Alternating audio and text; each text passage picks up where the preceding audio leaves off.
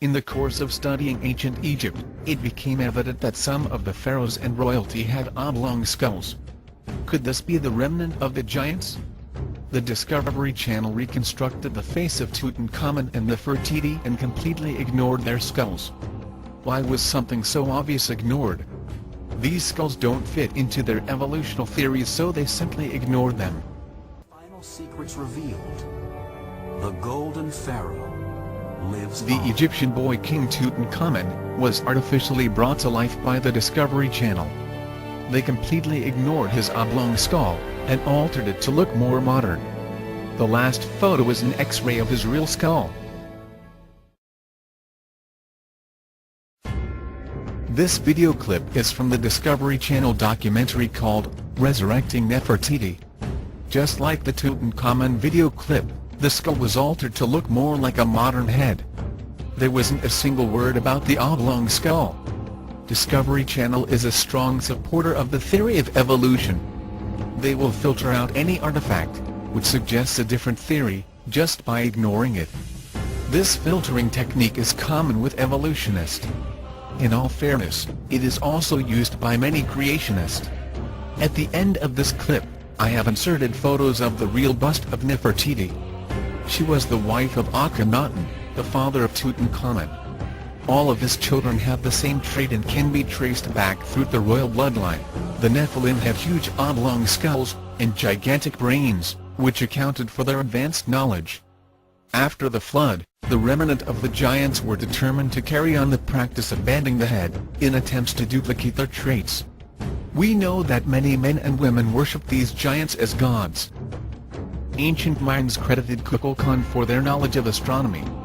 He was a giant all-knowing god, and bore no resemblance to his own dark-skinned people. The Maya described Kukulkan as a tall Caucasian man with long flowing silky white hair and beard and blazing deep blue eyes. He was said to have an elongated skull, and in fact the Mayan women used to strap boards onto their infants' developing skulls to elongate the skull, and we have artifacts of this nature. The Mayan mothers would bend the heads of certain infants, those of royal bloodline or destined to be priests, to emulate Kukulkan's oblong skull. It was Kukulkan who taught this practice in order to carry on his traits. The same story is true with the Incas and their giant gods. The story of the Aztecs is an exact duplicate of the Mayans, except their god was named Quetzalcoatl, and just like Kukulkan, he was tall, had white skin, blue eyes, and long hair. Jewish legends suggest that Nimrod was angered at God for destroying the giants. He found writings and structures of the Nephilim and wanted to re-establish their power. Some scholars have suggested he was the first pharaoh, who is called Narmer. These large skulls are seen in many other pharaohs and royalty, but not in the common man. Numerous hieroglyphs and statues depict these royal skulls. Could this larger brain provide an answer to their advanced knowledge? The skulls throughout South America show the same trait. Similar skulls are found in many other countries. It is worldwide.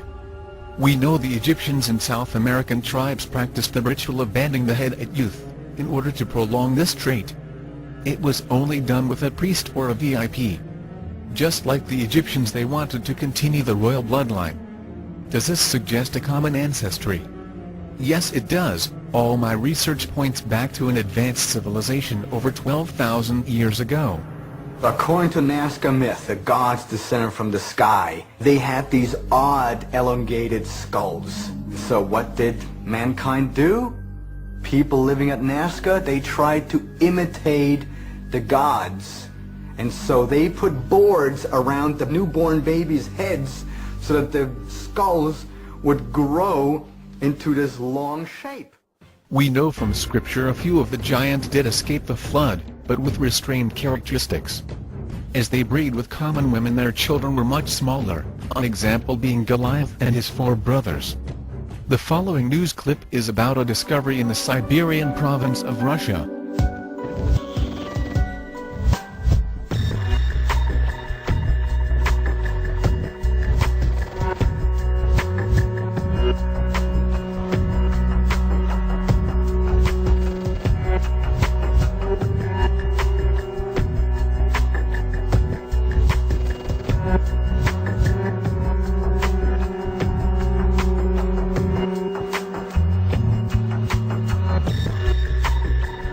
Вряд ли древние знали о нейрохирургии мозга, вряд ли. Но, возможно, они пытались каким-то образом развивать отдельные нервные какие-то качества головного мозга. Это группа людей, которые представляли собой, скажем так, живой прибор, определяющий наличие, например, опасности, или могли делать метеопрогноз.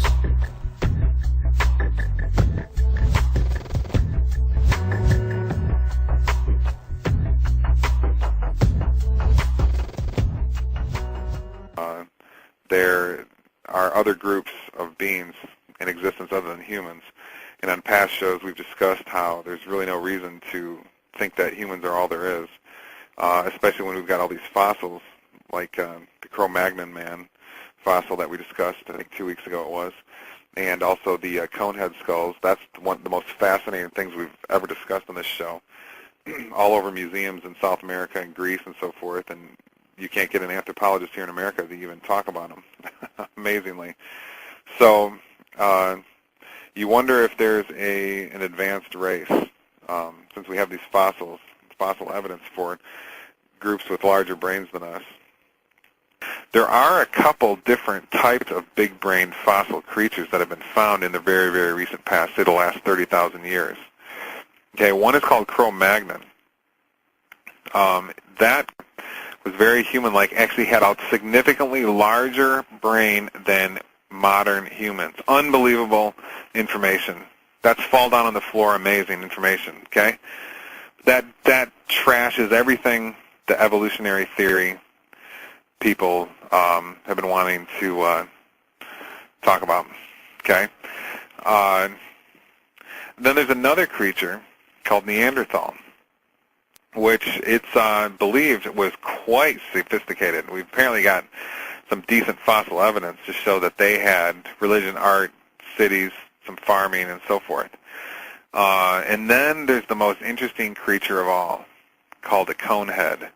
Now, these creatures are in museums in South America, Greece, and other places. So don't even sit here and tell me that it's not real. You can go to South America and see these skulls for yourself. Okay, what they are is just like the Saturday Night Live cone heads. They're just like that. They've got big cone heads. Okay, and it's interesting. The ancient Mayans, they depicted their gods and their shamanic kings as having these big cone-like heads. Okay, and of course a lot of the fossils are found down in that area. Of course, there was that recent Raiders of the Lost Ark movie that was all about this too. They kind of mixed two ideas: crystal skull theory, crystal skulls, and cone heads. Crystal skulls, of course, are another thing that are in museums. What do we have here? We have something, some sort of huge head and presumably ultra-massive brained creature that was all over the world, and apparently some cultures like the Mayan worshiped them in the recent past. This is unbelievable. This is incredible information. Why is it not on all these news stations? I mean, what are the news talking about today? Britney Spears somewhere? Obama? I mean, this is unbelievable. Okay, who are these creatures? Is this the Elohim?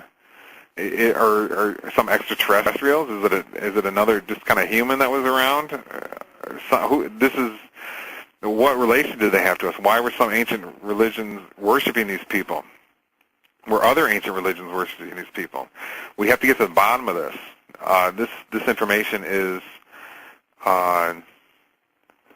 it's the most powerful information. If you want to know who you are, that gives you power, and this is the kind of information that can help you do that.